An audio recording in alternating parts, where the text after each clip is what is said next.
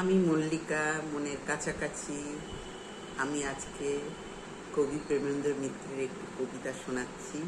যদি ফিরে আসি, ফের যদি ফিরে আসি যদি কোনো শুভ্র শরতের অম্লান প্রভাতে, কিংবা কোনো নিদাগের শুষ্ক রুক্ষ তপস্যার দ্বীপ প্রহরে, কিংবা শ্রাবণের বৃষ্টি ধরা ছিন্ন মেঘ রাতে, কোনো নূতন ধরণী পরে কারেও কি পারিব চিনিতে, কাহারও পড়িবে কি মনে? এ জীবন যাহাদের ভালোবাসিয়াছি, আজ ভালোবাসি যাহাদের, তাহাদের সাথে হবে দেখা, পারিব চিনিতে?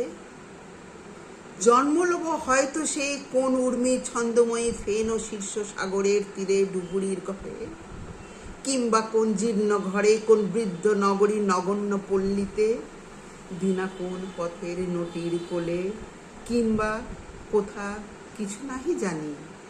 এই আলো সেদিন নয়নে জ্বলিবে কি? এই তারা, এই নীলাকাশ সম্ভাসিসে আর বার? সেদিন কি এমনই ফুটিবে ফুল, সেই মতো তৃণ জাগিবে কি পদতলে? এই মতো পুঞ্জ পুঞ্জ প্রাণ সমস্ত নিখিলময় পড়িবে কি মনে?